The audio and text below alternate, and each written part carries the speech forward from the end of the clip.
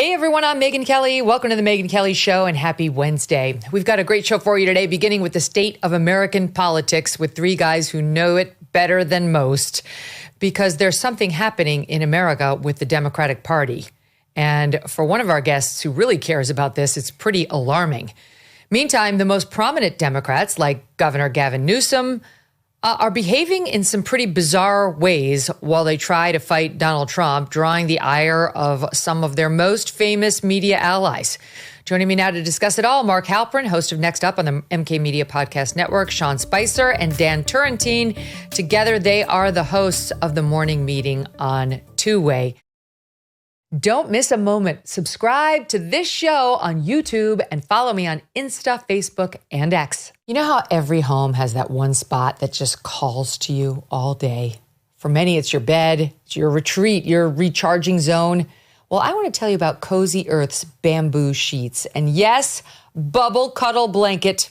These bamboo sheets are unreal. They are soft, they're breathable. They keep you cool all night long. I've been using them all summer. They've been in every bed that my children or I have touched, and it's been a dream.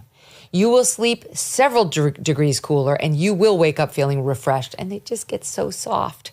And the bubble cuddle blanket, this thing is like a hug in a blanket form. Faux fur, plush, midway, and cozy.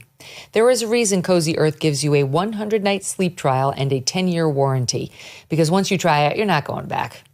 Go to CozyEarth.com and use my code Megyn for up to 40% off. That's CozyEarth.com, code Megyn. And if you get the post-purchase survey, be sure to mention you heard about it right here, because your bed should not just be a place to sleep, it should be your happy place. And Cozy Earth makes that possible.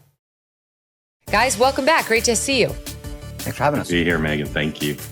Okay, so there's a lot to go over, but I really kind of want to start with this New York Times piece, Out of Power.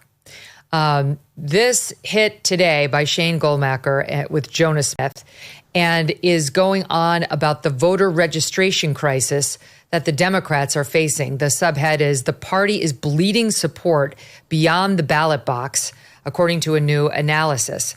And the highlights of this thing show as follows. While there are still more Democrats registered nationwide than Republicans, though they point out that's simply because in states like California, you can register by party, whereas in a lot of red states, you can't. So that's even questionable. They say, nonetheless, for the first time since 2018, more new voters nationwide chose to be Republicans than Democrats last year. Of the 30 states that track voter registration by political party, Democrats lost ground to Republicans in every single one between 2020 and 2024, and often by a lot. That 4-year swing toward the Republicans adds up to 4.5 million voters, a deep political hole that could take years for Democrats to climb out from. It goes on to say all 4 presidential battleground states covered by the Times analysis, Arizona, Nevada, North Carolina, and Pennsylvania, all of them showed significant Democratic erosion. In North Carolina, Republicans erased roughly 95% of the registration advantage that Democrats held in the fall of 2020. They quote Michael Pruser, who tracks voter registration closely, as the director of data science for Decision Desk HQ, an election analysis site, quote, "I don't want to say the death cycle of the Democratic Party, but there seems to be no end to this. There is no silver lining. There is no cavalry coming across the hill. This is month after month, year after year." That's a red alarm for the Democrat Party, 5-alarm fire, however you want to put it. And to me, it's very interesting because I don't think this is all Trump. I support Donald Trump, but I don't think you can say he did this because the erosion was steady from 2020 to 2024, Mark Halperin, which tells me it's the Democrats that are causing the mass exodus. Your thoughts? Well, a little bit of both. I applaud the New York Times for finally writing this piece. I'm next month going to publish a story about the decline of network television news and the rise of YouTube. This has been going on for a long time. This is not some breaking news. We were talking about it on Two-Way last fall because the numbers were there. I think that it's partly the Democrats' woke weakness. It's partly Trump. But part of why this happened and why it's continued to happen is the Democrats and their allies in the media live in a blue bubble. This alarm should have been pulled, as my joke suggested, years ago, because it's been happening right before everybody's eyes. But because the press doesn't like to write negative stories about the Democrats, it's only now that they're saying, well, we better confront this because nothing really is being done to address it. As the story says, they don't really have a plan to fix it. Part of this is mechanics. Allies of President Trump were extremely professional and skillful using technology and blood, sweat, and tears to re-register people, get people registered. But part of it is not the mechanics. It's the reality that the Republican brand, partly Trump, has risen with groups that previously were Democratic-leaning groups like younger people, young Black men, young Hispanic men. But part of it is the Democratic brand, coupled with their lack of the mechanics, has really accelerated a trend that is, as the story says, it's not over. And the Democrats currently don't have a circuit breaker.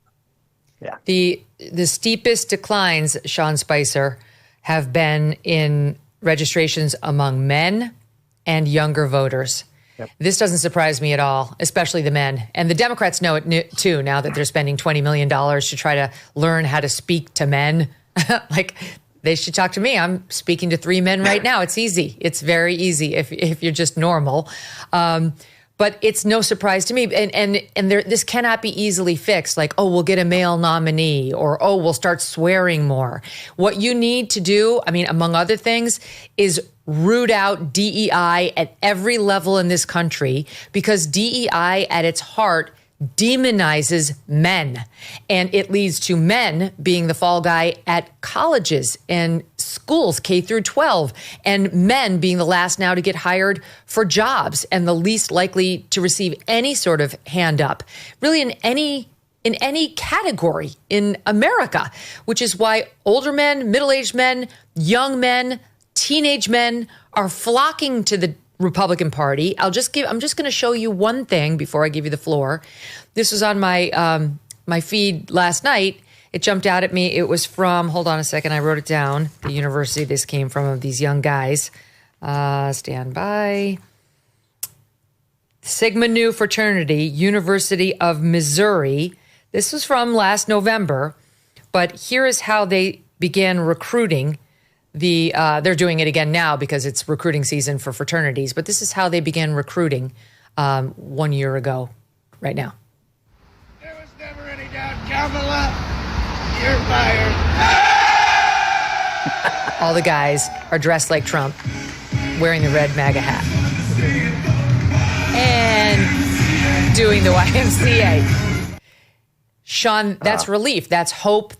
We need Trump because we, young men, need Trump. And I think all of that's reflected in these numbers.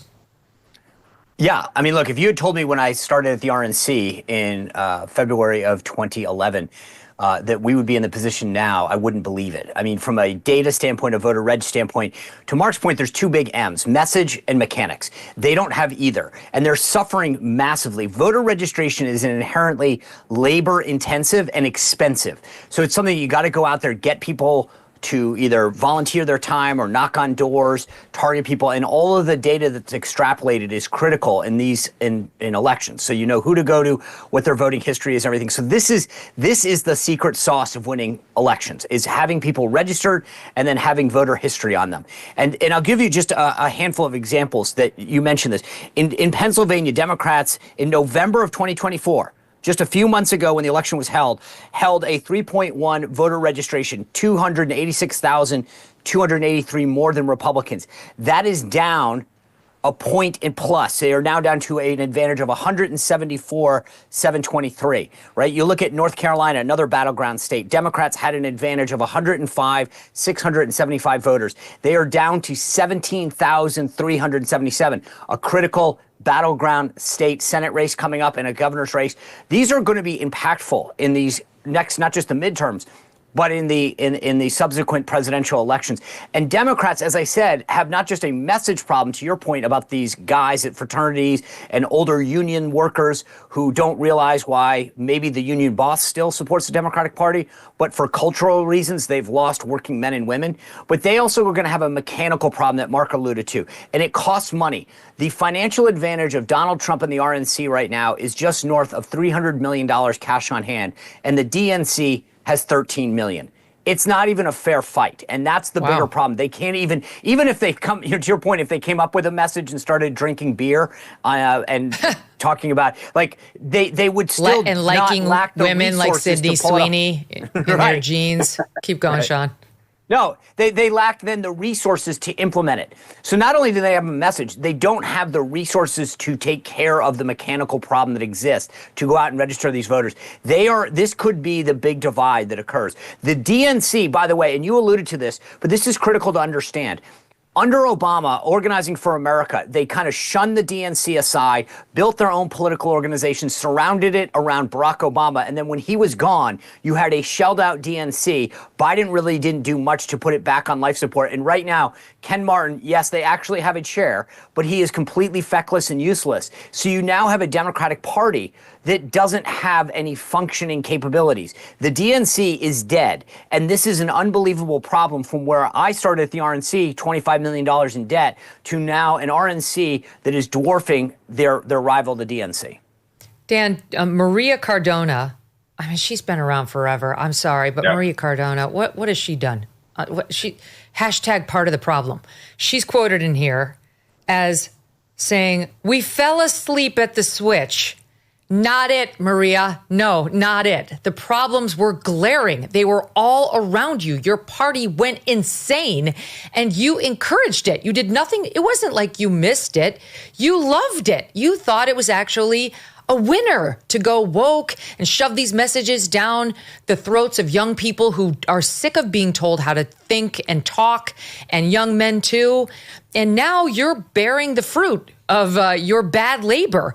They point out in the Times article, for years, the left has relied on a sprawling network of nonprofits, which solicit donations from people whose identities they need not disclose to register Black, Latino, and younger voters. The underlying assumption has been most of those new voters would vote Democratic, and then they got burned. Cardona says, in today's day and age, I guess you just can't register a young Latino or a young Black voter and assume they're going to know that it's Democrats that have the best policies, because they're flocking just like the rest of young people to Trump, to Team Red. Your thoughts, Dan? Megyn, you're absolutely right. I mean, Democrats thought that the Obama coalition, they used to call it the coalition of the ascendant. And it turns out it's the descendant. I mean, as Mark mentioned, this has been going on now for years. We talked about this in 2022, 2023, and going into 2024. You saw these voter registration gaps narrowing, and in some cases, Republicans surpassing. Think about last October, as Kamala Harris was slightly behind Trump. What was one of the things Democrats said? We have the ground game. We do this better than anybody else. It's what the party has kind of hung its hat on now, going back to 2008. It turns out the Republicans have leapt so far ahead of us that we now have a serious problem. And as you were just alluding, the number of people who would say last year, we knocked on doors in Philadelphia, Atlanta, and said, are you going to vote? The people would say, yes. The problem is it wasn't for Kamala Harris. It was for Donald Trump. And so, you know, as Sean said, it's a message and mechanics. We always talk about this, and I think you do too. What issue do Democrats have that's an 80-20 issue for us? Right? Culturally, we remain totally disconnected. The party does not want to talk about this stuff. After the election, everyone was like, we need to make a bunch of changes.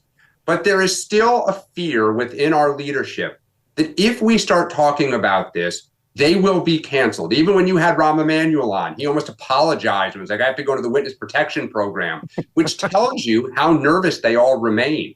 So I think the party has a lot of problems, and I'm glad it's now being talked about in places like the New York Times, where, as Mark said, in the blue bubble, this might be news.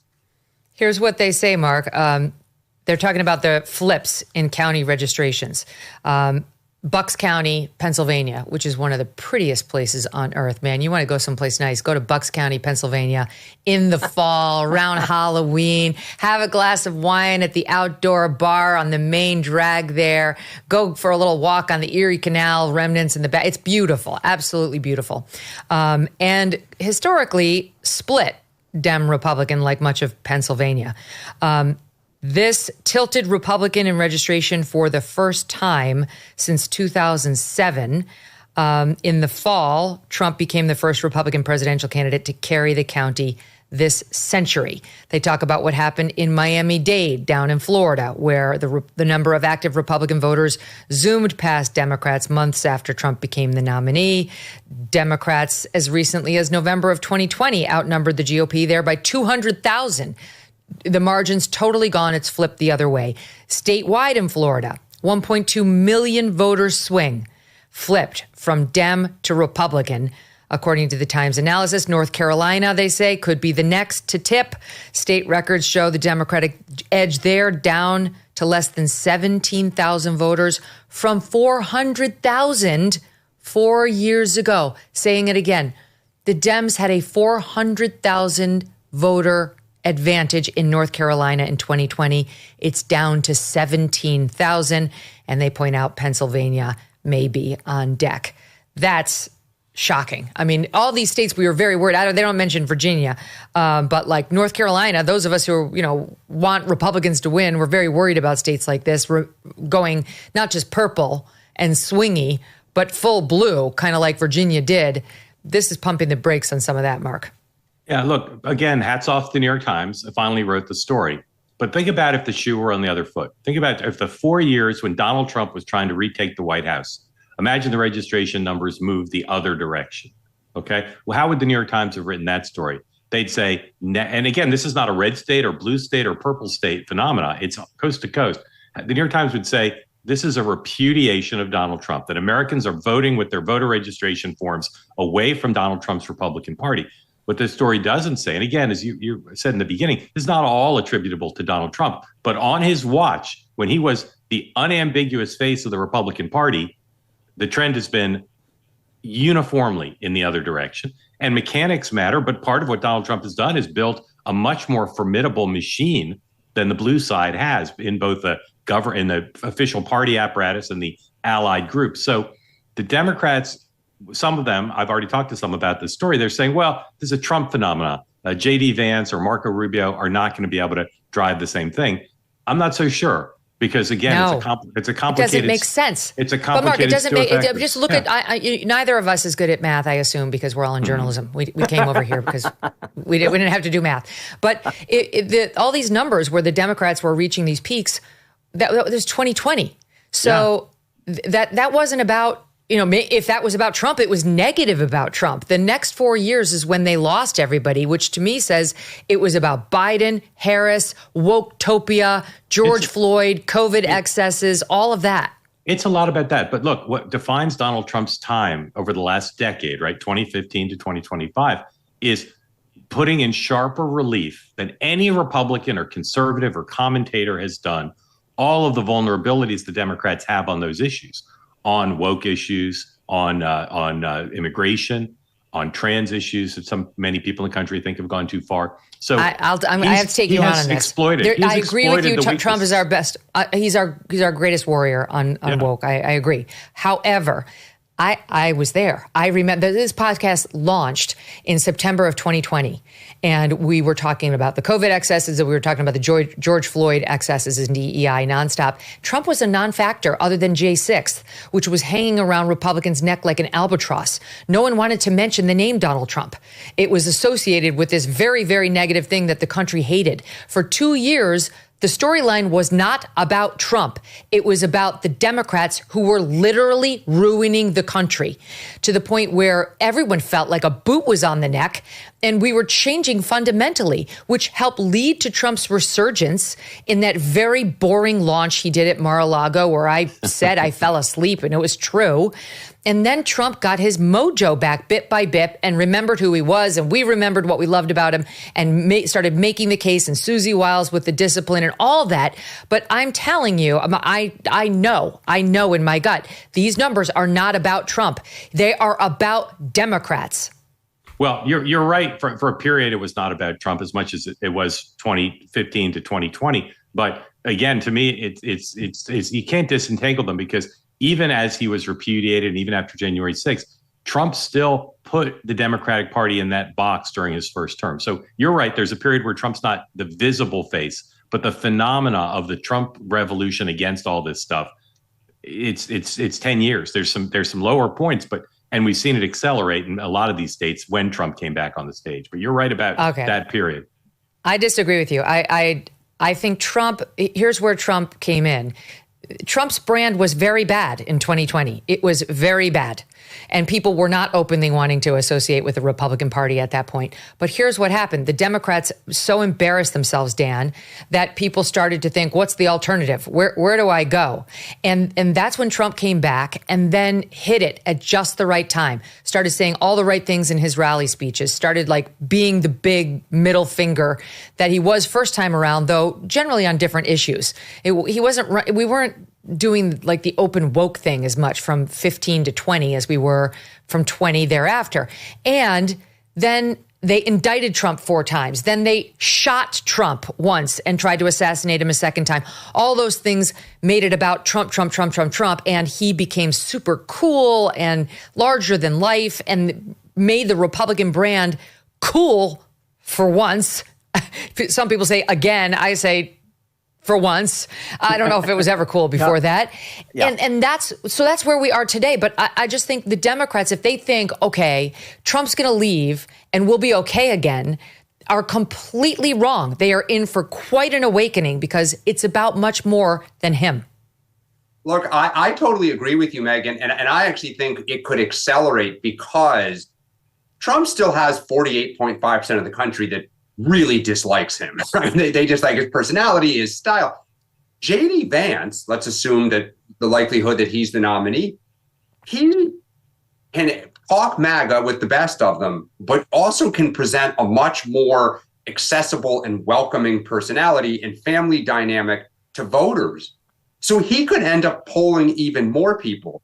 Look, we are culturally disconnected. I think the other part that accelerated the transition is the economy. Remember, we were dismissive of inflation. Then Joe Biden spent 2 years telling everyone, you should be grateful because we're better than the rest of the world. And so I think we drove people away culturally. We've driven people away economically. Young Black men, Latinos, what did they say in focus groups? We miss Trump's economy. It was better for me under him than Joe Biden. And so I'm going with Trump. So I think you're right. The Democratic Party did its darn best to drive people away. And still today, I would ask anybody, what are we doing to win them back? Any turn of momentum we have is usually because Trump makes a mistake, or it's a stylistic thing. And I think we'll talk about Gavin Newsom later. But there's no meat on the bone for a voter to say, I want to go back with them. Because fundamentally, though, here's the problem. The Democratic Party is a patchwork of random coalitions. There's no through line. It's like if you subscribe to the LGBTQ ABCDEFG, then you're part of our party. Not because, but we're just going to say, yeah, you're in our party. You have 2 left hands. You're in our party. There's nothing that the party stands for. And when I was talking about young voters a moment ago, you think about union voters are exactly, to me, the epitome of voters that the Democratic Party lost. They used to stand for them, and then they started insulting them, saying, well, if you go to church, if you have a gun, if you watch these programs, you're not really a good Democrat anymore. And so you've alienated people, and you don't know. The problem for the Democrats is that they can't figure out how to get back, because the woke policies where they're going to the lowest common denominator, standing up for every kid that has one problem and telling the entire classroom that you need to acknowledge that and conform, is losing people. There's no bringing them back. And so until there's a fundamental reckoning in the Democratic Party about what they stand for, they're not going to be able to message them. As Dan pointed out, think about the people that are getting play on the Democratic side. It's for cheap stunts, memes, some social media stuff, like fleeing to sanctuary political cities, as the case of Democrats in Texas, who then came right back. for doing something that every other Democrat has supported in gerrymandering. The point is they're not for anything. There is no message. And the fundamental point that I made before, there's two problems, message and mechanics, and they've got neither. You got it. And here's what the Democrats are doing. So we've had going on a year now since Trump's election. And they saw the same data that we've been discussing and that we all learned in that election. And this is where we are. I'm going to show you how they're handling, for example, in Boston, Trump's crackdown on immigration. Okay, this is how they're handling it. It's at 29. My name is Veronica Robles. Everybody roll in your eyes. Everybody, hoo-hoo-ya. Hoo-hoo-ya. It's a mariachi band. This is effective. There's, of course, a sign language person.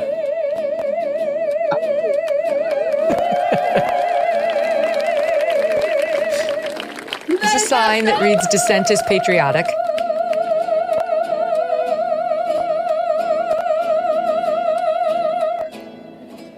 Oh my God.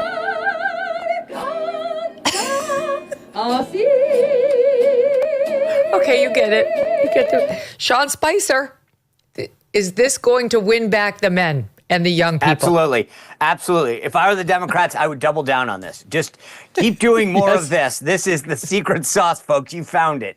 I love it. Roll the R's and sing the song. I mean, honestly, they are doing more of it. Here, I take you back to Florida, Senate Democrats down there.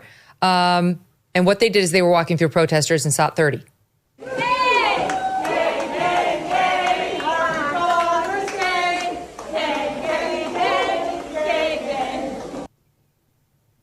Gay, gay, gay, gay, gay, gay, gay, gay, gay. And then here's another one. My team was ready for this. The Rapid Response Choir in SOT 31. Do you have joy? People out there are going to try to tear you down, but the world outside can't take us down, and that's what this song is about. This joy that I have, the world can give it to me. The world can give it, the world can take it away. You know, Megyn, the morning meeting's been testing out some opening songs. We might have to hire these guys. You need your own rapid response choir. That one was about Doge, hands off Noah. I mean, Mark, you've been covering politics for a long time. Is this the way back into the hearts and minds? Young people, men, Latinos. I mean, there was a mariachi band. Is that openly racist, or is that the way back in with Latinos? Well, look, no party can ignore the energized base. They can't ignore these people's passion. But for the Trildars. For the Trildars and for these issues, even if they're not popular, but they have to fuse that. They have to merge that with a more moderate, centrist, mainstream sensibility, which is the only way they're going to win elections. And this is a job for a very talented politician. You know, you can talk about demographic trends, you can talk about issues, you can talk about mechanics, but you need charismatic leaders who get it. You need charismatic leaders who can say, as Donald Trump does, the base of my party is vital to me, but I'm talking about issues that have 70-30, 80-20 appeal to my side. But that takes talent, because if you're talking about something that is appealing to 80% of the country, some of your base is going to wonder, well, why are we talking to those people? They're not true believers. That takes talent of a Clinton or a George W. Bush or a Barack Obama or a Donald Trump. And part of their problem is they just lack that person who can bridge that divide. And when you don't bridge the divide, what you see, as Dan often points out, is people like Chuck Schumer and Hakeem Jeffries who'd like to bridge the divide, but faced with their limited ability to do it, just go with the base, just empower the base, because those are the loudest, those are the angriest, most active people in the party. And you cannot grow the party if you're just giving in to them. You have to cater to them, make them feel good, make them part of the coalition, but you cannot let them call all the shots. But herein lies the conflict between, getting back men, Hispanics, young voters, which I firmly believe requires that DEI be absolutely extinguished into fairy dust. It must be completely excised from the party. And and this group, that calls themselves the Resistance Choir and goes out there, with their pink pea hats, singing the songs about woke issues and so on. I mean, those are two factions, or former factions, at least, of the Democratic base: the wokesters, and then the Hispanics, black voters, and young people. And, they've lost Hispanics. They've lost young people. They're losing blacks by the day, all of whom I think have recoiled in response to the nonstop woke lessons. So I don't know. They're in a bit of a pickle. But let's talk about generational politicians.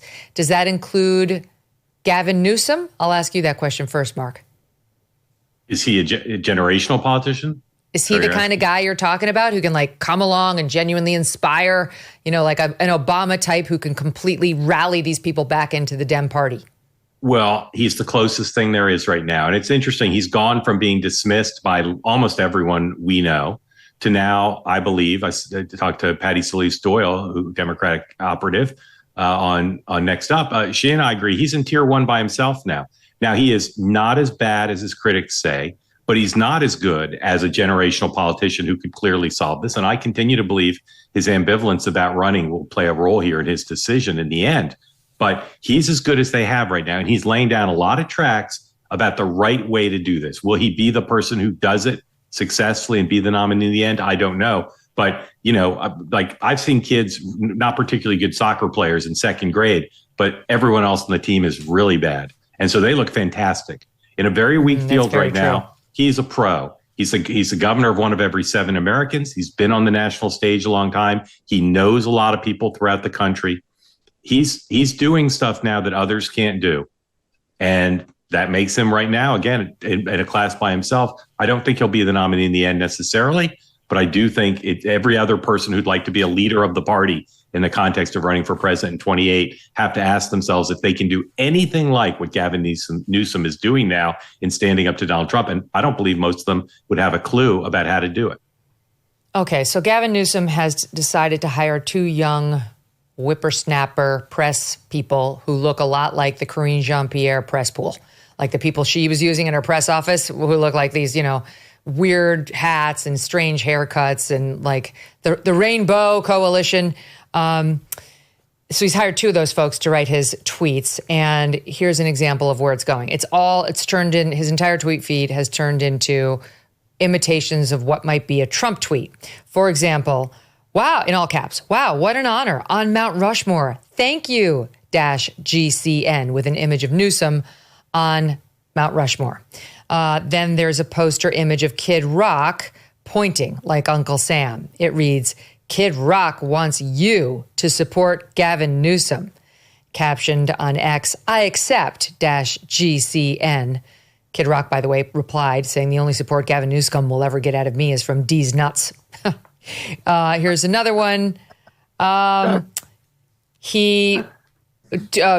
Pressler, who registered, speaking of Republican registrations, who basically turned Pennsylvania red with his voter registration efforts, or got, very, very close.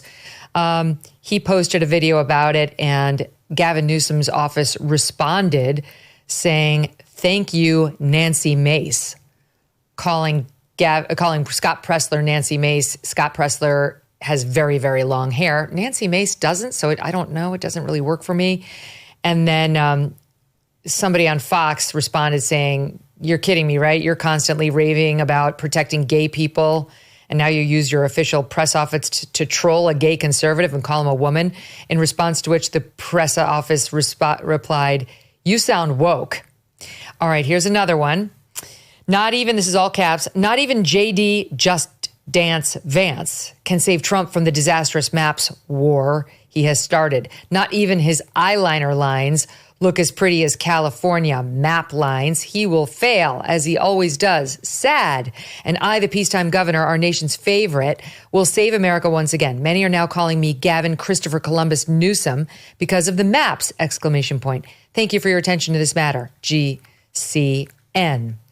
This has led to a split amongst some on whether this is an effective strategy. Joe Scarborough, not a fan. Going to give you a little sampling of that. 27B.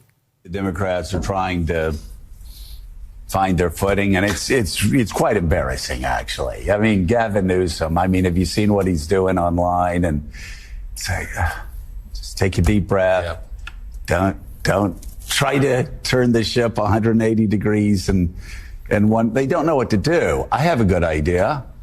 Instead of trying to school Donald Trump, talk into the camera about affordability. Donald Trump's not on the ballot in 26. He's not on the ballot in 28. So why are you going, I'm going after Donald? No, you're not. You're not running against Donald Trump. Dan, thoughts? I don't often disagree with Joe Scarborough, but on this I do, because one, I think you will be running against Donald Trump until January, 20th, 2029. Like, whether you like it or not, Trump is the sun that everything orients around. I actually think this is really smart. I think what Newsom is doing is filling a leadership void in the party that desperately wants somebody to take on Trump. And look, imitation is the sincerest form of flattery. If you just look at Gavin Newsom's following on X, Instagram, and TikTok, he is rapidly accumulating followers and retweets. He is filling people's feed. I see, people who are I'll call it super depressed progressives, like in my own family, who would think Gavin Newsom's the greatest thing ever right now. And so, look, what he lacks is substance. At some point, he'll have to put an agenda together. But for right now, he is energizing Democrats. And Mark said this before. When Chuck Schumer wants to say something, he either says it in the well of the United States Senate over 20 minutes in dry, serious tones, or he puts out a press release on X, literally a photograph of a press release. And Democrats yawn and pull their hair out. What Gavin Newsom is doing is lighting a fire. I think it's great. In the long run, it's not enough to obviously win a presidential, but I agree with Mark. He's in the top tier. Now, we disagree a little. I think AOC is in there with him, but it's working for Gavin Newsom in a primary. You're not the only one who feels that. Here's CNN's Harry Enton, the data guru over there in SOT 27. I think it absolutely has been working in terms of generating attention, which is what he's trying to do, right? I mean, take a look here. Let's take a look right at the @GovPress office followers on X. That's, of course, where you get those sort of the account where Newsom posts those Trump-style mocking types of tweets. Look at where we were on June 1st. We basically had a clown car for first. Newsom, AOC, Buttigieg, 11%, 10%, 8%. But look at where we are now. Look at this. Look who's jumped up all the way up to 24% chance, about a 1 in 4 chance of getting the nomination. Gavin Newsom. AOC staying pretty steady at 13%. And then, of course, we have Pete Buttigieg, who has stayed absolutely steady at 8%. So at least at this particular point, the prediction markets are saying, yes, this strategy is paying off. Of course, the key question is, will this actually work when you're trying to actually, votes are being cast and counted? Sean, thoughts? I agree with both of them. It's a pretty pathetic field when Gavin Newsom is considered the only tier 1 candidate. That says a lot about the other folks that you're running against. I mean, so you combine everything, the message, the mechanics, the candidates, the current leadership, they're in a world of hurt right now. I get Newsom's strategy. I mean, look, he gets credit. It's sort of like when you get, I used to call them Circle 60s when I was in high school. It meant you got an F, but we're going to give you a Circle 60, which allowed you to pass the course. And I think he's getting a Circle 60. We're learning a lot about Sean today. Yeah. You might want to look at those transcripts. But he's getting a Circle 60. And what do I mean by that? I give him, this is the teacher would say to me, okay, you came to class, you tried, you just failed the test. So I'm going to give you credit for showing up and participating. And I give credit to him for participating. He's out there, he's trying to do it. But the fundamental thing that's so interesting in his strategy is this. Most Democrats find Trump's tactics abhorrent. So if you find the tactics abhorrent and then your goal is to emulate them, it's sort of like, I think he may get plaudits from a lot of the DC insider beltway pundit class and reporters, but I have a hard time believing that people who are going to go to a caucus in Iowa or Nevada are going to find this enjoyable, or the people. But I mean, I think he's mocking it. Like, he's not actually embracing it. Like, this is my new bit. I get it, but I just think that if you don't like the behavior in the first place, somebody who's then doing it, I get why he's doing it, to troll him, but I think that it's hard to say, oh, what Trump's doing is so wrong, I'm just going to do it back at him. Except there's one other difference besides the fact that it's meant to be performance art rather than whatever it is the President Trump does. He's only targeting the president. He's not making fun of other people so far. Well, he made fun of Scott Presler. And J.D. Vance. Yeah. Sorry, to be clear, he's making fun of Republican politicians. He's not going after other entities. Now, maybe he will, but the Scott mean Presler's not. He's a combatant. He's on the field. He's a combatant. So I'm just saying, the Democrats like the fact that it's mockery of people who are Trump and Trump associates. I think you're splitting hairs there, Halperin. That's who Trump goes after. Trump's he's not picking random private citizens to attack. He attacks people who attack him. He went after Taylor Swift because Taylor Swift endorsed Kamala Harris and Tim Walz. He wasn't picking on her for no reason. But those aren't political pros. I just telling you what some Democrats, what some Democrats don't like is he's spraying, the whole country, anybody who he wants to attack, rather than political combatants. I'm just saying, to me, that's why some Democrats can justify it. But Megyn, I wouldn't underestimate, of all the candidates we've talked about in 2028, who else has drawn fire from Stephen Chung and all these different people in the White House? They're taking the bait. They're elevating Newsom to an equal that we feel like when you speak, we need to go after you. And if you're Newsom now, Trump does that with everyone. Well, sure, but you think about it this way now. Democrats are going to be asked, you with Newsom or Trump? That is the dynamic Trump used in 2023 when he was getting arrested and all this stuff. You with me or are you with Nancy Pelosi and, Joe Biden? So it is elevating Newsom. Again, you got to win the primary to get to the general. It's smart. He's separating himself. Back here to Joe Scarborough in 29B. You're trying to do everything to distract the American people from the fact that you're screwing up on job one. And job one is helping working Americans and helping the middle class afford their lives and build a life where their children are going to live better than them. That's the American dream. And you have done nothing but play politics over the past year and a half. It's really not that hard to do.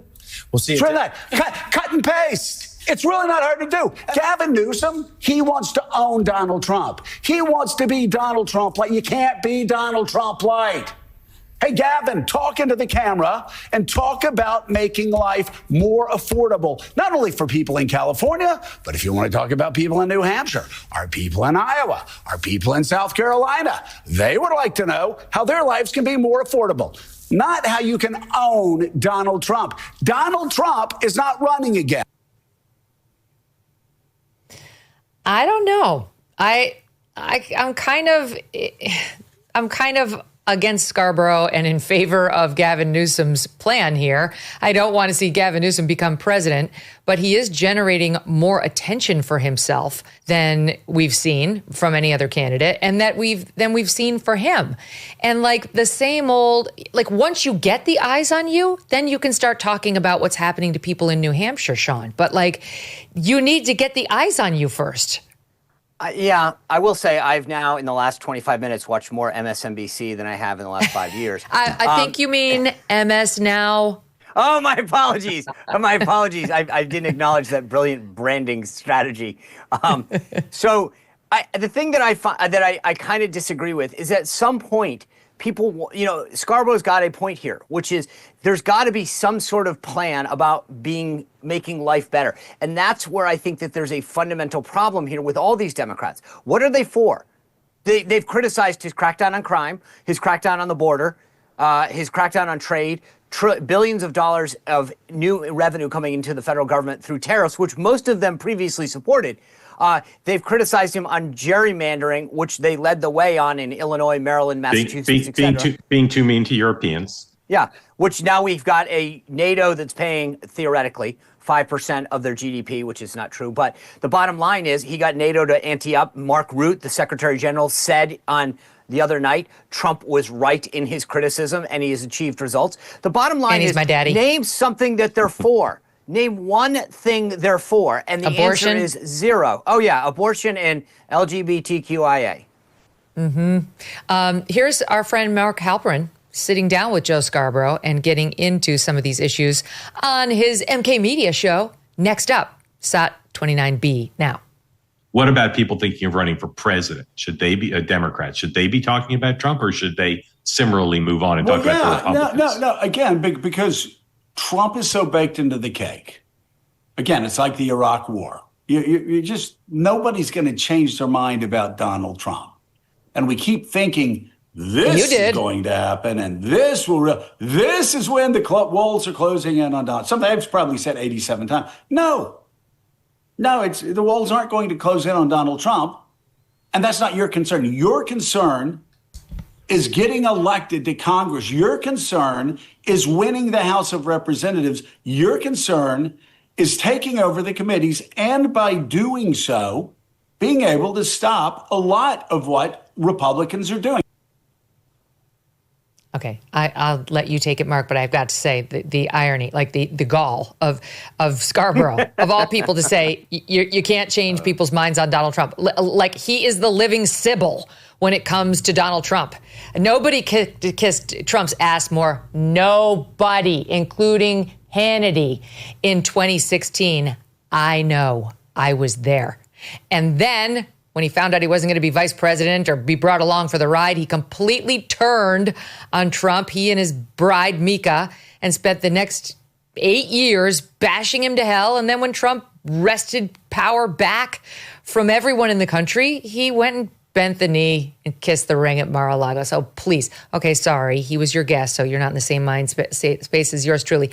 But it's basically the same point he's making there, no? That, like, focus on the issues, don't get too wrapped up in the Donald Trump thing. You're not going to move minds or hearts by making your potential race or comeback as a Dem about him.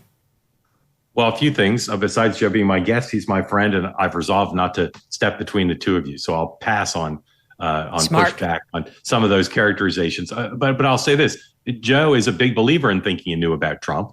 Maybe not in the exact way you described it, but he's come to appreciate how formidable Trump is as a political force. And I think what his main point is that if you try just to do what Gavin Newsom is doing without talking to voters about the real lives, improving their real lives, you will be caught up in the centrifugal force, and you won't have a path to being president of the United States or leading a coalition into a majority. So you can't ignore Trump. As Dan said, he's gonna be the dominant force in our politics through the election. But I think if you listen to my conversation with Joe, he's advocating not being letting your biorhythms, your daily political biorhythms, be about trying to beat Donald Trump at his own game, because Gavin Newsom's not going to do that, and he's the best equipped of anyone in the party to try to do it. Or, Dan, the Dems could go with this. My name is Veronica Robles. Everybody, yeah. We needed to see it again.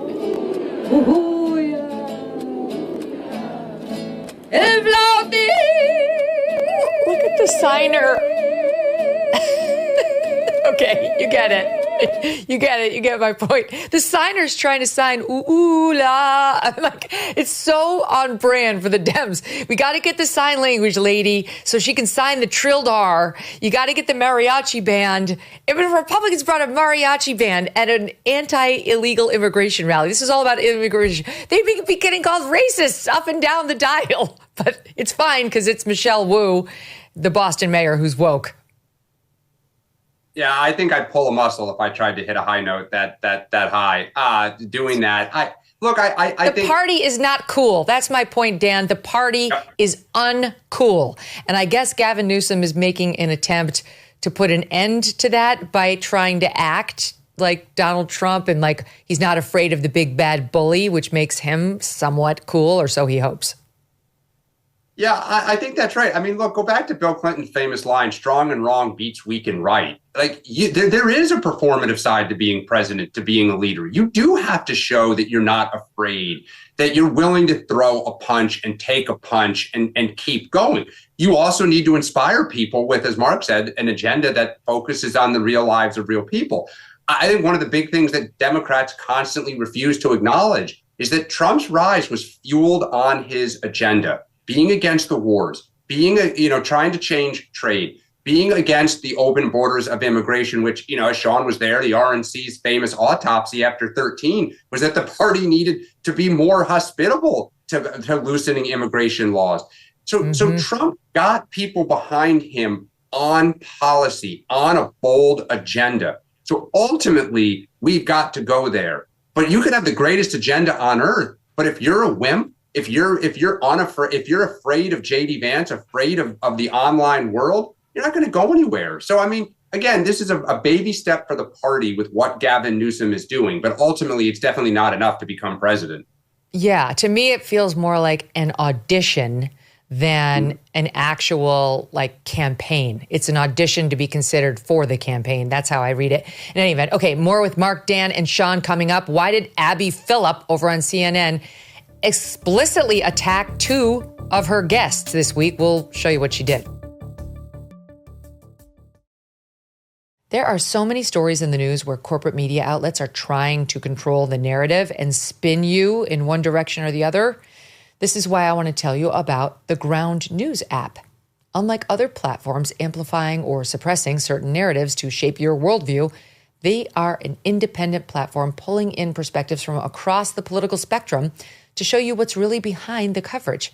They help expose media bias, and they allow you to compare coverage. I know you're worried about immigration, the economy, simply finding the truth missing from social media feeds. It can be a real challenge, and Ground News aims to help you.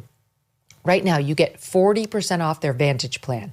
That's $5 per month when you go to groundnews.com/Megyn. That's GROUND news.com/Megyn. Ground News helps you think freely. Check it out. And sorry for the changing pronunciations of your last name, Dan. It's Tyne, like time, right? Yes, that's okay. No, all my life. I know, I'm sure. That's like my name too. I get the Megan, I got the Megan, I got the Megan. I don't know how to pronounce it, so it's fine. Okay.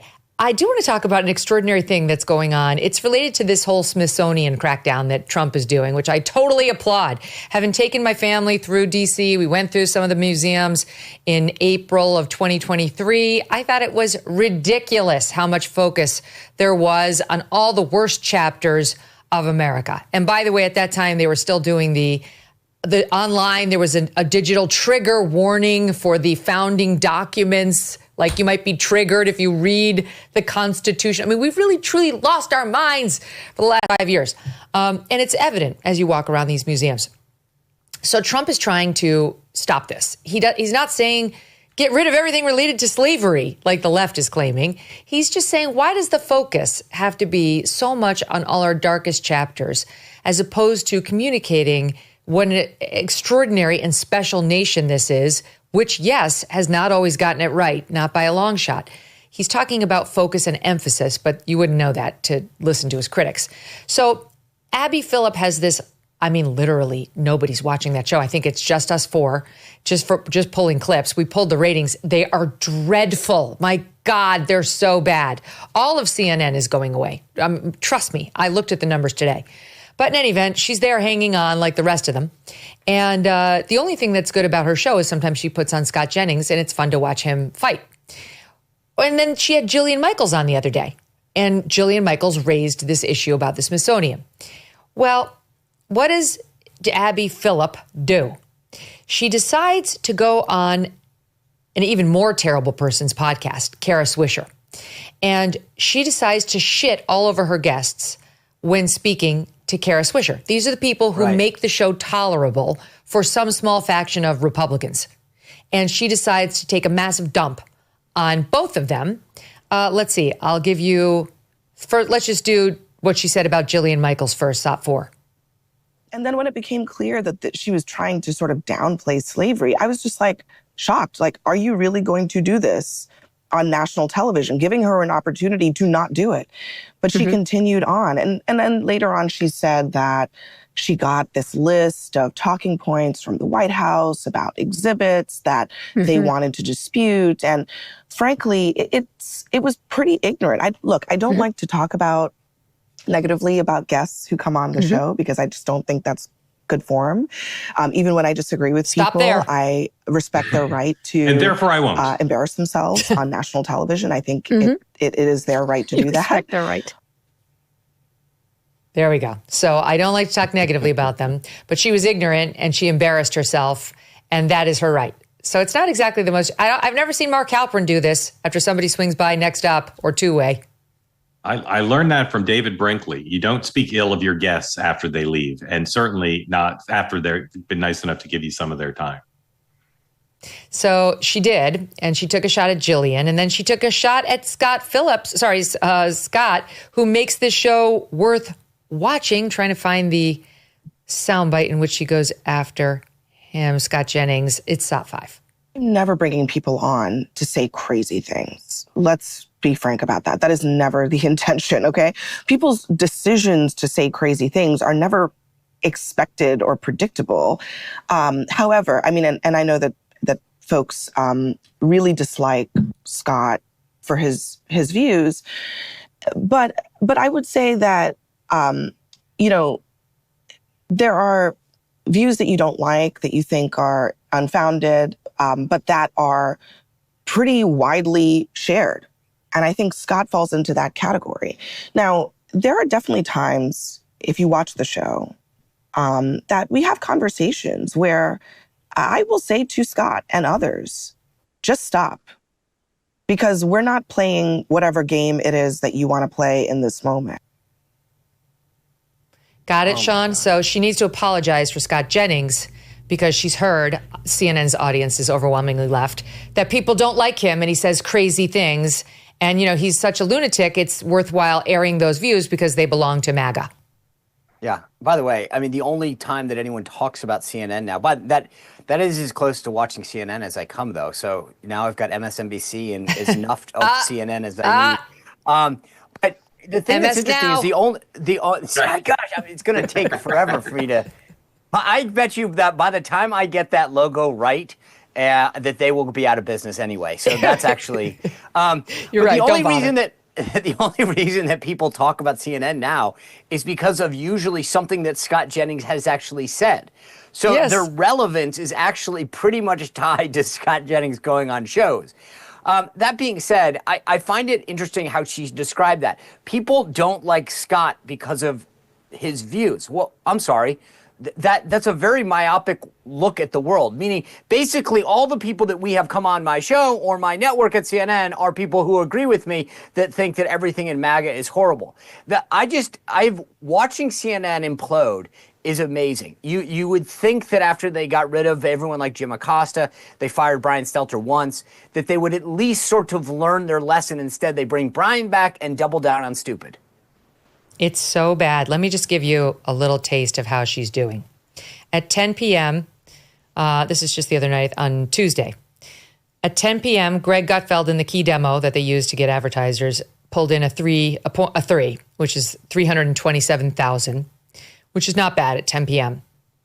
Abby Phillip, 91,000. She did not even break 100,000. You guys don't understand. You know how bad this is? This is so dreadful. You cannot stay in business like this. This is the prime time.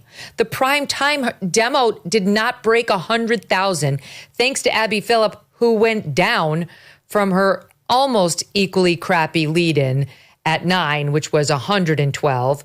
Anderson Cooper had 86,000 versus Jesse Waters 290. 7 p.m., Laura Ingraham gets 264.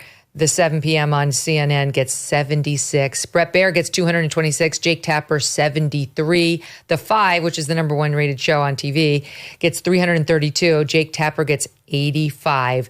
These numbers are just absolutely dreadful. And by the way, Abby Phillip is in last place. She's also losing to MSNBC.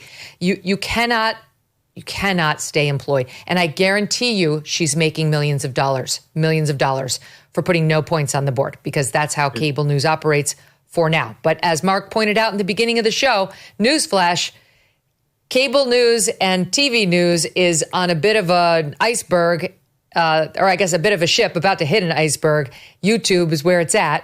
And so she's on a sinking ship. But in any event, the solution, Dan, is not to then start ripping the 2 guests you've had on who have said things that conservatives agree with.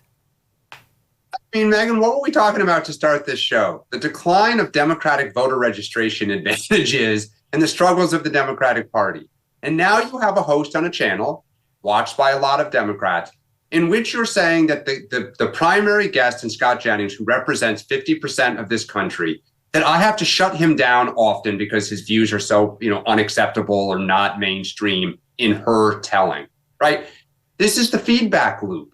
This is they're crazy, they're wrong, we're right. All they say is lies, and we're always right. And, I look at Donald Trump, RFK, Tulsi Gabbard, like this big tent. They have a lot of it's a raucous coalition.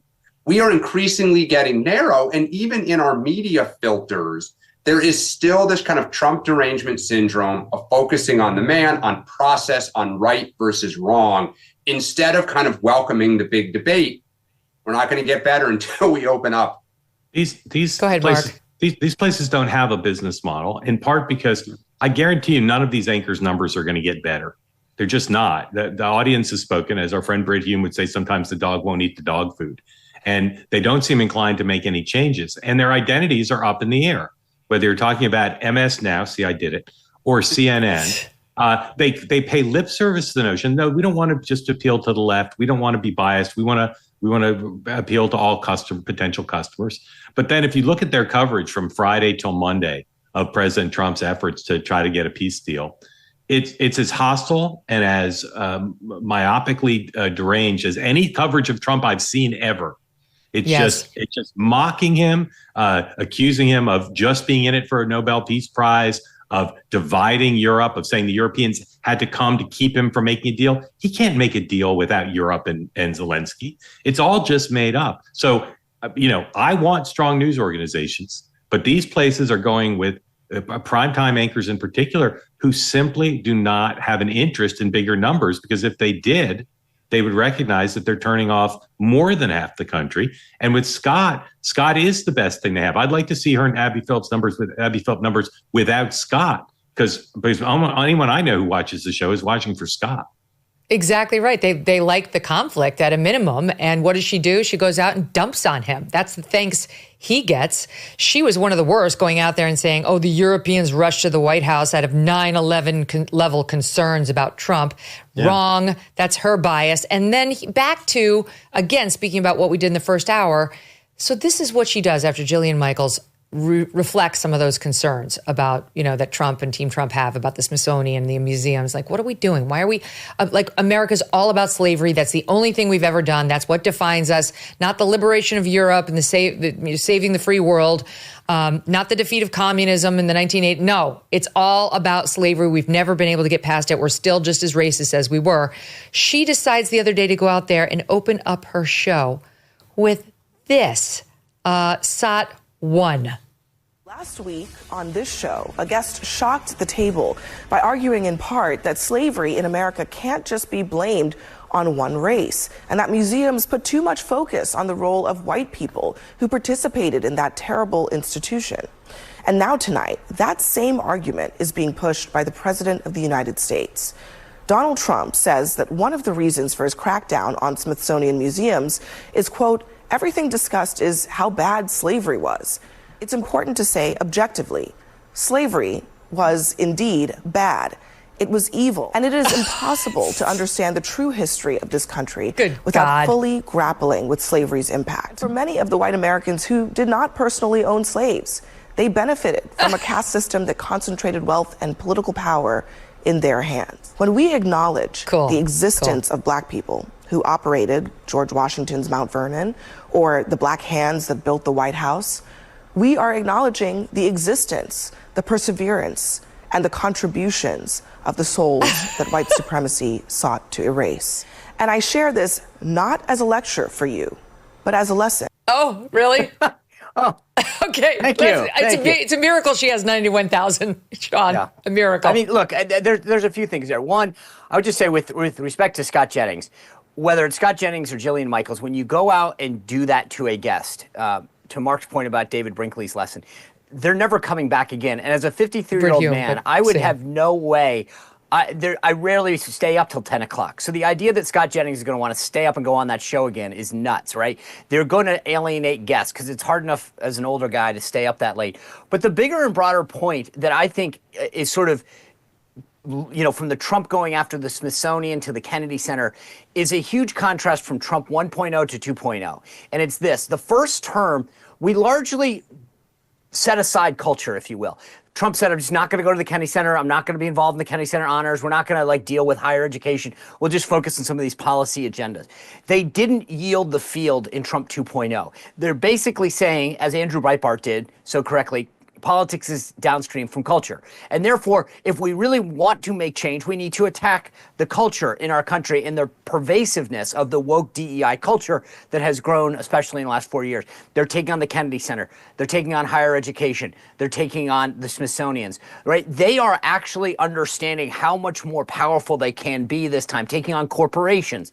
But the bottom line is this administration, Trump 2.0, is vastly different than 1.0, where he did a lot of great things. And I think this time he understands the power and levers of government in a way that he didn't in Trump 1. And frankly, has a team around him that's willing to take on that culture war that we didn't in the first term. And so bravo to them for doing this, because this is where real change will occur. What she doesn't realize is the country is with Trump on this. There's very few people who aren't far left woke Democrats who want to walk into the Smithsonian museums throughout Washington and just be reminded of our darkest chapters. Just bring back the absolute worst things we did over and over and over, as opposed to celebrate the rich cultural history of America and its achievements. So what does she do? She puts on her school marm outfit with the ruffles in her, the monochromatic red outfit with the silk ruffles coming down, George Washington style, you could argue. Looks like the karat or whatever the thing is that they used to wear, with her little, red jacket, and sits on the 3/4 chair, the stool in front of the screen, and indeed lectures to us, complete with graphics, with explaining to us that there was this thing called slavery and it was bad. And here's why it was bad. And here's how all the white people benefit. This is absolutely fucking absurd. Literally nobody is challenging that we had slavery and that it's bad. It's all about focus, which I don't know her. She may be dumb. I was going to say she's too smart to not understand that. This is probably very dishonest, but she might be dumb. So I'm actually not going to give her the benefit of that doubt. It's absurd. We got to switch gears because there's breaking news right now at Union Station, the Washington, D.C. train station, where Trump and his team are in the middle of trying to clean out the homeless problem there, trying to clean up homeless problems on the streets of Washington, trying to stop crime with the National Guard and others. It's working, by the way. And now some protesters, remember last week we played the video of the protester, the one white lady who was going to hand out the plastic neon-colored whistles for the homeless to blow if somebody tried to remove them. Wait, it's like, well, who's coming? Who's going to come and get you? Literally, is there a brigade of people waiting to rescue the homeless? If so, where have they been? Why are they just waiting until a National Guard approaches them and for them to blow their whistles?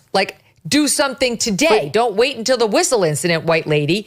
But here is what's happening there. First, let me just give you a feel for what the protests look like. And you're about to see Stephen Miller and the vice president. Watch. From DC to Mexico! I said military got to go! I said military got to go! DC to Mexico! I said military got to go! I said military got to go! DC to Mexico! I said military got to go! All right, that's it. And I give him a B+ on the rhyming. The catchiness, it needs work. It's not like a jingle that stays in your head. Here is Stephen Miller, who showed up and did not mince words. There are homeless encampments that have made it impossible for families to use public parks and public recreation for as long as I've lived here. There are hundreds of residents of this city who are shot in street violence every single year, making it one of the most violent cities on planet Earth. And the voices that you hear out there, those crazy communists, they have no roots. They have no connections to the city. They have no families they are raising in this city. They have no one that they are sending to school in this city. They have no jobs in this city. They have no connections to this community at all. But they're the ones who've been advocating for the 1%, the criminals, the killers, the rapists, the drug dealers. And I'm glad they're here today. Because me, Pete, and the vice president are all going to leave here, and inspired by them, we're going to add thousands more resources to this city to get the criminals and the gang members out of here. All these demonstrators that you've seen out here in recent days, all of these elderly white hippies, they're not part of the city and never have been. And by the way, most of the citizens who live in Washington, D.C.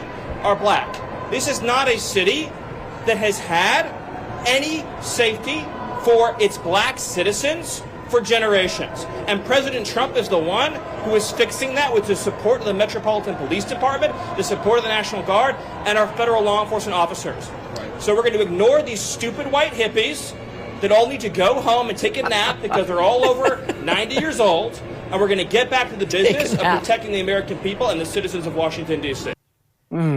He's amazing. He's standing next to Pete Hegseth, Secretary of Defense, and J.D. Vance, sitting Vice President of the United States in Union Station, taking this on directly. It's extraordinary. Elderly, stupid, white hippies can go home. D.C.'s a black city, and they appreciate what we're doing. Boom. Truth bomb dropped, Dan. Yeah, as usual, he might be a little over the top in his rhetoric, but he is right. Look, D.C. was home for me for 20 years. My family still lives there.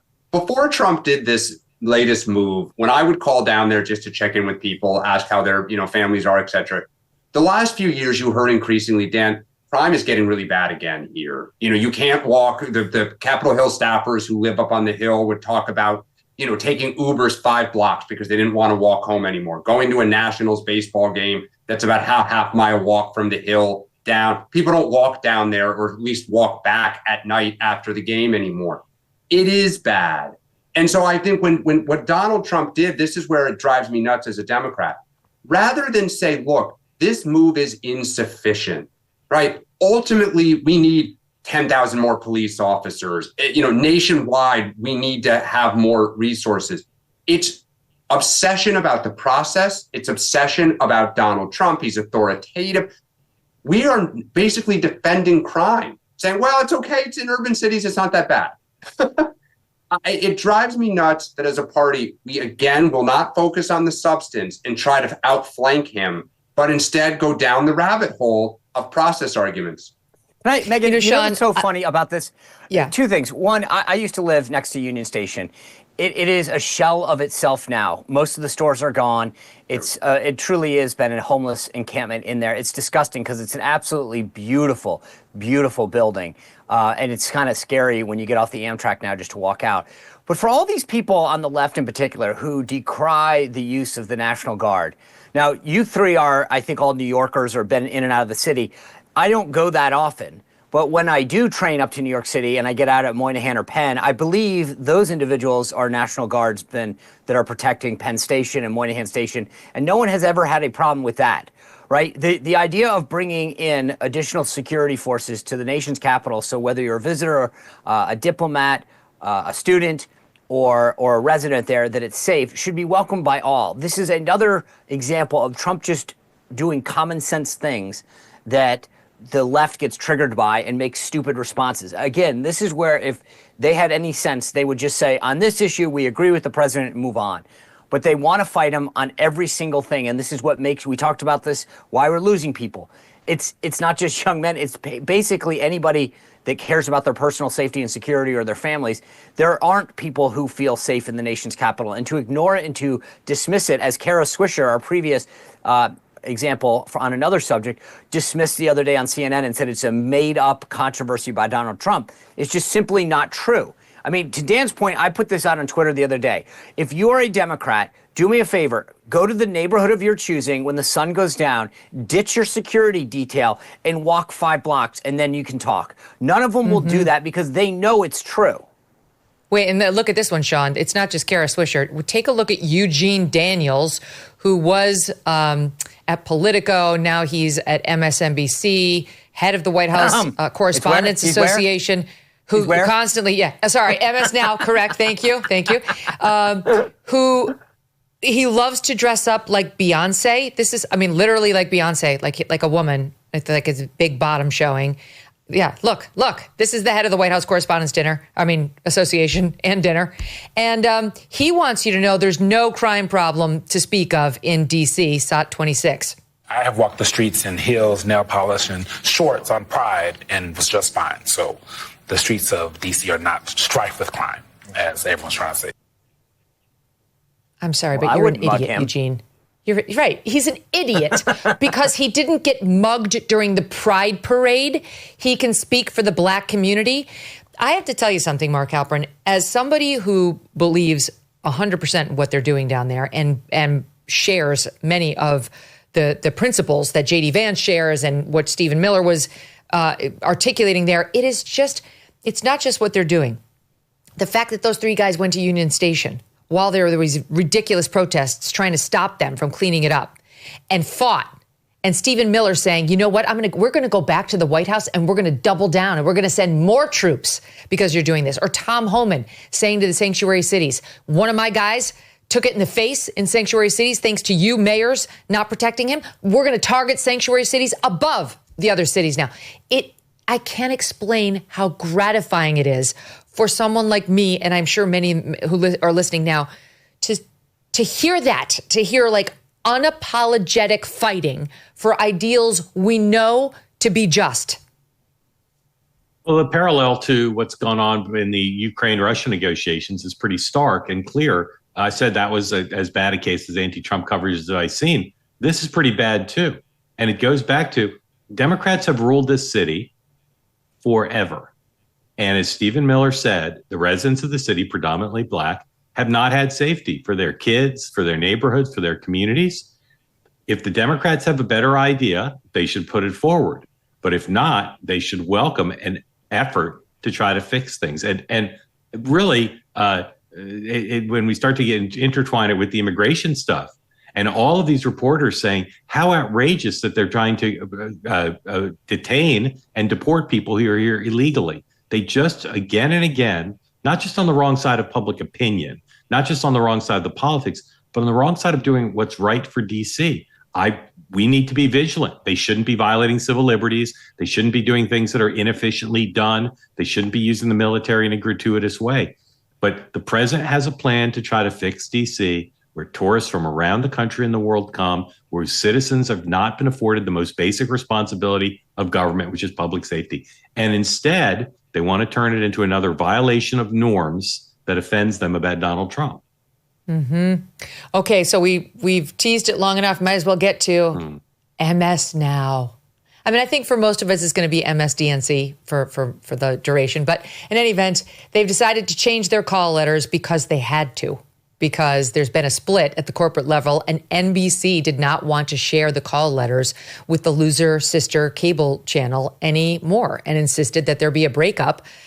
I love that NBC is pretending it's this unvarnished brand that has no political bias attached to it whatsoever in the eyes of the consumer. So if we could just separate legally from MSNBC, people will realize that. That's why the rebranding happened. Now it stands for MS Now, which stands for News, Opinion, and the World, which doesn't make any sense. Is there no news and opinion in the world? Like my source for news, opinion, in the world.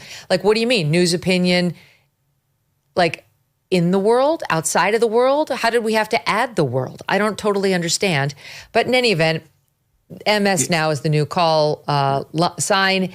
And here, back to Joe Scarborough, Mark's favorite, defending the name with this positive spin. Top 40. They even have a graphic up. This shows we're independent. Like when you have somebody come into your company after working for like big corporations and you're talking, you're saying, and they go, we want you to be entrepreneurial. We want you to come up with new ideas. We want you to push the boundaries. I'm excited about that, so I'm excited about this. I've always thought about this network and CNBC and USA and actually all of those assets as insurgent networks. Right. This is an insurgent network. And so it does seem an ideal time to rebrand, an ideal time to embrace a new identity, as you said, to be an insurgent network. You know, Megyn, I finally figured out what the people who rebranded New Coke where they went. Now we know. Insurgents. This will not be the name. Yeah, I agree. It won't? No. What's the name going to be? Just MS? I don't know, but something better. I mean, it's so misguided. They originally said, they weren't going to change the name, but it won't be the name. It's too stupid. Like it's too stupid. And I no longer draw a check from Comcast, so I can say openly that Same. whoever came up with this process needs to reevaluate the process in place to make decisions, because this is just a several week-long PR hit. Then they'll have to pay someone else to come up with a new name. Then they'll have to embarrassingly tell the media there's yet another new name. Big mistake, I would say. Big mistake. I honestly, I to literally go with think they could have insurgents made a as you're show out like of that. we're an insurgency. I mean, literally, most adults of a certain age understand that term as about Iraq and ISIS and a group that killed American service personnel. It's not really how you want to describe yourself as a news organization, like a bunch of disgusting, heartless killers. And by the way, if you listen to the full soundbite there, what they're bragging about is that now, you see, they're going to be, this is their break from legacy media. This is their break. So they're no longer part of legacy media. They're basically doing what the four of us are doing, you see. This is their attempt to make the cable news channel, MSNBC, into like a two-way or a Next Up or a Megyn Kelly Show, trying to revitalize their relevance, Dan. It's like what an obvious... Why doesn't anyone come out and say, this was so fucking stupid, but they insisted that we do it, so all right, that's who we're going to say we are now. I love it because I agree with Mark. I think it's the dumbest name I've ever heard. The jokes online were hilarious about what the acronym really stands for. I think if you're going to relaunch like this, like let's just say the name is great. If we all wanted to go along with it, what's the new product? What is the insurgent new ideas or formats or hosts or shows that you're going to have that says like this is new, this is clean, this is exciting? We get it. Yeah, we're going to, mimic people like Megyn Kelly and others who are drawing ratings and growing rapidly. I don't understand, what they did. It was just like, yep, we're going to continue to do the same lineup with the same hosts, but with a different name. But we're insurgents now. That's exactly right. I'll give you a little bit more. Rachel Maddow, she spoke to it. Again, more bullshit on how this is like a real plus, SOT 41. In the end, once that is stood up, we will no longer have to compete with NBC News's properties for the news gathering, the product of the news gathering organization. We can apply our own instincts, our own queries, our own priorities to getting stuff that we need from reporters and correspondents. And so it's gonna be better. Oh my God! All right. I mean, I worked at NBC. NBC is the deep pocket. Bad. NBC is the one that has the teams that actually can cover world events and has the money. And MSNBC was the beneficiary of that, to try to say it's a benefit to lose those pockets and be now the non-money making loser cable stepsister that no one wanted is just another blatant lie. Go ahead, Sean. I was going to say, I know we started the show by talking about the issues that the Democrats have on messaging, and the DNC in particular. I now feel even worse for MSNBC. I mean, you talk about stupid. They're out there. It just doesn't make sense. The bottom line is they got sold off, and they're acting like somehow they're an insurgent. It doesn't. No one buys it. It's amazing how no one wanted you. Right. No one wanted you. You literally couldn't keep the name anymore, and you're acting like this is a good thing. You got broken up. Like, this is the person who got broken up with, being like, I wanted to be single. I didn't really want to be dating anyone anymore. No. Like, they got dumped. That's the answer. Give me access. It's like your parents raised you to age 14 and then put you up for adoption and said, change its name. We don't want it to have any affiliation with us. And you're out there like, sure, I have an insurgent now. I'm an insurgent. I'm thrilled to no longer have $1 to my name to pay my bills. Because truly, I mean, this is the new situation for them. Go ahead, Mark. Give me access to my ChatGPT account in 20 minutes. I'll get them a better logo and a better name. Okay, before I let you go, Mark Halperin, Vladimir Putin was not arrested when he came through for the summit. I heard some nonsense on two-way. No. Would you like to account for that prediction? I can. It was a joke. My point of the thing, and I've explained this several times, happy to do it again. My point was, it was kind of incredible to host on United States soil a murderous dictator, and that the moment was for the president to manage and justify the reality that if he showed up in Europe, he probably would be arrested. I didn't have any sources saying he would be arrested. I didn't literally mean he would be arrested. What I meant, but to be provocative, was what an incredible moment that President Trump is bringing this guy not just to meet with him, but to meet with him in the United States to highlight the starkness of this, that he was the only way to make peace in this war is for the president to sit with a murderous dictator. That was my point. I guess I didn't make it clear enough. The progress that we made there appears to be eroding by the second as the Russians came out the next day and said, and said, Russians, well, let me finish my do point. what Russians do. Sorry. I'm aware. As they came out and said, oh, we deny everything. We didn't really agree to security guarantees by European countries or the United States. In fact, that's a deal breaker. And, we're really not sure we're going to have a two-way meeting with Zelensky. So they're playing their games. And yet you have the Europeans continuously and openly saying, we have never been this close to ending this war since the 4 years that it's been in progress, and crediting the president for getting us there. All right, I got to go. You guys, thanks for being here. We'll talk to you soon. Coming up next, the CEO of Byrna. Now, let me tell you something. Byrna is an advertiser on this show. And we don't normally have the advertisers come on as guests. But you have got to see this product, okay? Because it's the new thing in self-defense. And I love my Byrna. I'll explain why I love my Byrna. And every single female friend I have loves her Byrna, and the guys too, but I'll tell you why it makes particular sense for women when we come back 2 minutes away. Don't go away. Grand Canyon University, a private Christian university in beautiful Phoenix, Arizona, believes that we are endowed by our Creator with certain unalienable rights to life, liberty, and the pursuit of happiness. GCU believes in equal opportunity and that the American dream starts with purpose. By honoring your career calling, you can impact your family, friends, and your community. Change the world for good by putting others before yourself. Whether your pursuit involves a bachelor's, master's, or doctoral degree, GCU's online, on-campus, and hybrid learning environments are designed to help you achieve your unique academic, personal, and professional goals. With over 340 academic programs as of September 2024, GCU meets you where you are and provides a path to help you fulfill your dreams.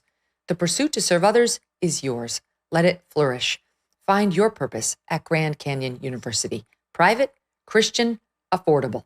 Visit gcu.edu. You've heard me talk about Jacked Up Fitness and their amazing all-in-one home gym. They know that many people are short on time and money, but still want to get fit. Now you can start your fitness journey for under $60 and in just 6 minutes a day. Introducing the all-new Shake Weight by Jacked Up Fitness. 15 years ago, the original Shake Weight shook the world. Now the fitness legend returns, bigger, better, and built to perform.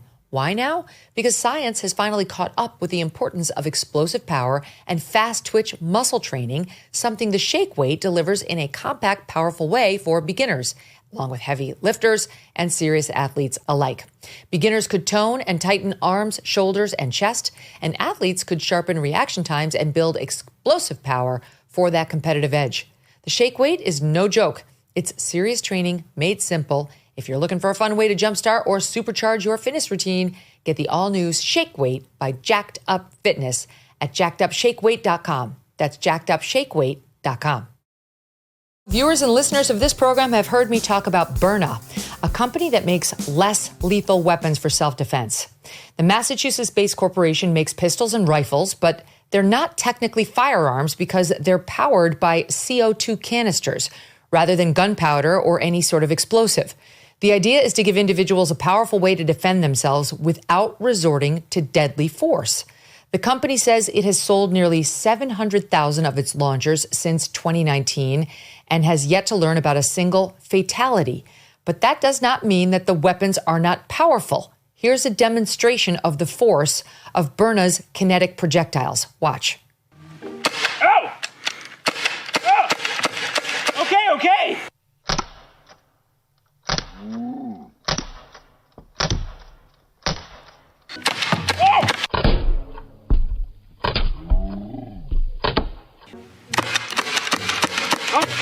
Wow, we just learned a lot just then, and mostly it's that the Byrna completely destroys random objects. Mother! You alright? I think that would dissuade an assailant. Oh, God, that hurt. Ow. Ow. It shows a picture of the leg. The last person shot in that video is the company's president and CEO, Brian Gantz. Brian joins us now to discuss more. Brian, you really took one for the team there. You know, that was the title of the video. CEO takes one for the team because I couldn't convince any of my employees to get shot. So, all right, I want the audience to see, I've got 2 of the compact launchers right here. And I love the black one because it looks like a real gun, I have to say. Now, there's nothing in here. I've been pulling the trigger because there's nothing in here, and I know that, and we've checked. But it's a very it's a cool looking pistol because it does resemble a real gun. And in the moment, God forbid you get confronted by an intruder, I have to say this is something that a lot of my friends in particular who have had no training on guns would feel comfortable taking out, because every woman I know who hasn't been trained in guns is concerned about having a gun because she's convinced it'll be used against her and she doesn't want to get killed. And this is a way, I think, where a woman can have something that could protect her and she doesn't have to worry that, God forbid, it gets turned on her, that she's dead. I mean, do you get that kind of feedback from a lot of your customers? We do. I mean, there's tremendous stopping power with the Byrna. And I'll tell you, Megyn, I've been a gun owner my entire life. But I always wondered, how quick would I be to pull the trigger? And I had an experience about a decade ago, which really informed me as to how quick I would be to pull the trigger. I was in a road rage incident, and there was a guy that was right on my bumper, and he was banging his horn, and I really got nervous, and I pulled off to the side of the road, thinking that he would go around me. But he didn't. He pulled in right behind me, and he got out of his truck, and I've got a Glock 19, my 9mm in the glove box, and I'm thinking, do I get out of the car with my gun or do I get out without my gun? And I'm thinking nothing good can happen if I get out of the car with my gun. So I got out without a gun, and nothing good happened. I mean, this guy was bigger, younger, stronger, angrier, and he came at me and he threw me to the ground, and, you know, he could have really hurt me. Fortunately, all he really hurt was my pride. But I realized at that moment that if I wasn't prepared to pull the trigger, the gun was of no value to me. And although I am an avid 2A supporter, I was not going to shoot an unarmed man. And that was kind of the genesis of Byrna. We wanted to give somebody the ability to stop an assailant, to hold them at bay, to call the police, but without the risk of taking a life. And that's what Byrna is really designed for. I think it's a good supplement, you know, so a lot of people listening to this program will have firearms in their home. Yes.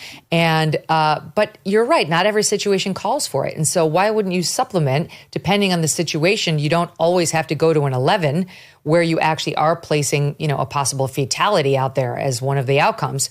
But with Byrna, you're not. Can you explain the 2 different kinds of ammunition that you can put in the Byrna pistol? So here's one. I've got these kinetic projectiles. This is one of the things you get. The audience can see. It's like, it looks almost like a gumball. You'd have to keep that away from the kids and the dogs. Strudwick is my main concern with my Byrna kinetic projectiles. But explain the 2 types of ammo. Okay, well, first off, just to get back to this continuum of force that you were talking about, the police have everything from, you know, voice command to baton, pepper spray, taser, all the way up to their firearm. For most civilians, they don't have anything between, you know, a voice command and a gun. And the Byrna was to give them something a little bit further down on the continuum of force. We make 2 different projectiles. The kinetic projectile, which you were just showing, is what I got hit with. And that is basically a high-grade polymer, looks kind of like a marble, and it has tremendous pain compliance, is what the police refer to it as, meaning it hurts like hell. And you get hit with it, and the vast majority of people are going to, you know, turn and run. But some people might be able to power through it. For those people, we have these chemical irritant rounds. They're filled with either pepper, OC, oleoresin capsaicin, or with CS, which is tear gas.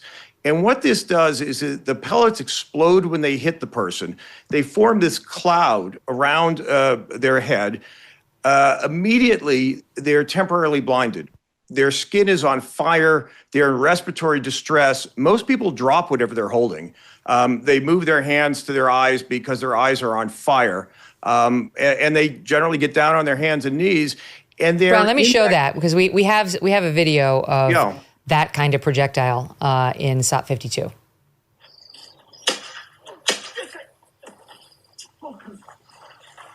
Yeah. Listening so audience. you can see this person is not having a good day. He's writhing. He's like waving his hands, trying to get the smell away from. He's crawling.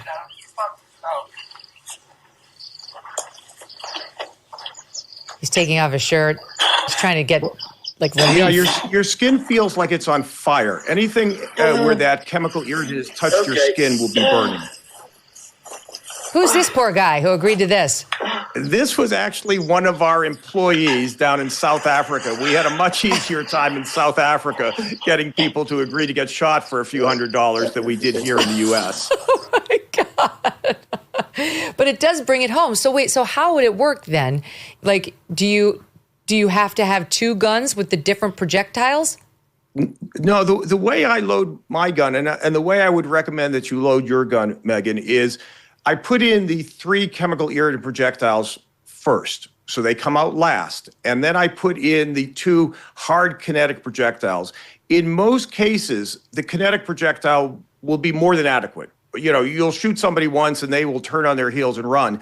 But if they are committed, if they're going to power through, you want to be able to physically stop them, as we just saw with that video, where you incapacitate them through temporary blindness, respiratory distress, intense burning sensation.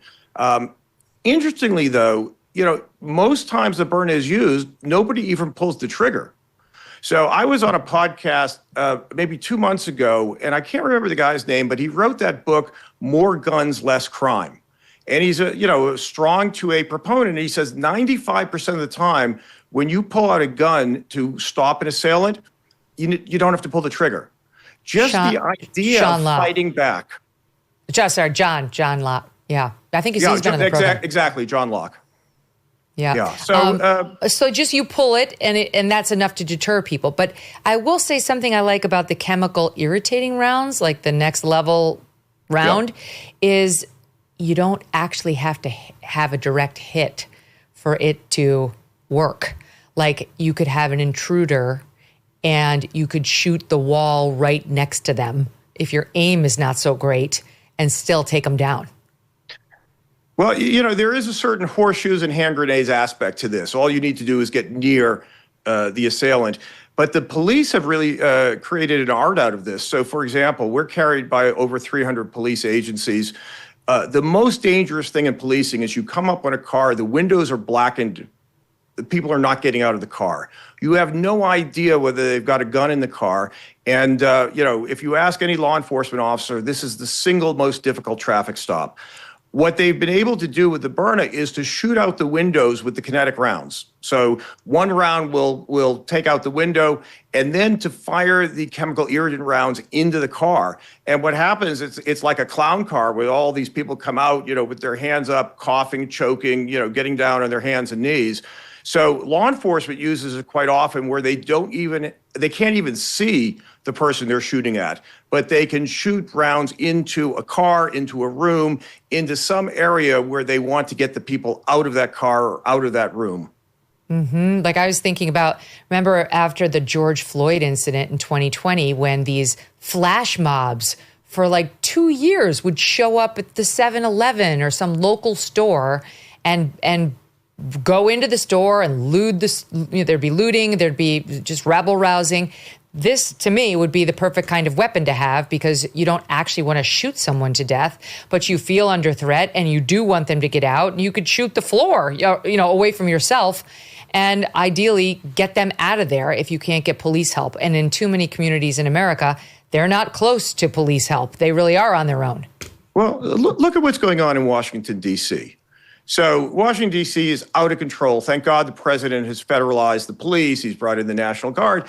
But not every city has federalized police or National Guard. And in most places, like you said, you are your own first responder. You cannot rely on the police getting there in time. And you need to have something to protect yourself. And honestly, nobody wants to shoot, a 15-year-old kid. But none of us want to be a victim. You need to have something that you can use to protect yourself. And, although I've been an avid gun owner my whole life and I've never given up any of my guns, I carry a Byrna, which I can use first. I still have my Glock 19 in the glove box, but I'm going to try my Byrna first. If that doesn't work, if they have a gun, then I'll pull out my lethal firearm. But I'll first go to non-lethal. Yes, I think a lot of people feel that way, especially given how litigious people are in today's day and age. I know that 95% of your sales are to consumers, 5% to law enforcement. You can get a pistol or you can get a rifle, and you can get the compact Byrna like I have, but I have the full-size Byrna too. I've got a few of these guns, and I have to tell you, I feel a lot safer thanks to Byrna. And that's the reason that I accepted them as advertisers. We have a lot of advertisers that you're literally like one of the only ones I've ever put on to actually talk about the product, because I think it could save lives, Brian. Thank you. Thank you so much for your support and for doing this. Well, thank you very much, Megyn. We really appreciate the platform. Thank you very much. All the best. Okay, so it's Byrna, spelled Byrna. We love our Ys here at the Megyn Kelly Show. Byrna, Byrna.com. Check it out. I have to tell you, my Byrna is the envy of all my neighborhood. They're all going to order these things because who doesn't want multiple layers of self-defense, right? It depends. You never know what's going to happen, and you want to be prepared. Okay, thank you for listening. We'll talk to you tomorrow. We're back with Maureen Callahan.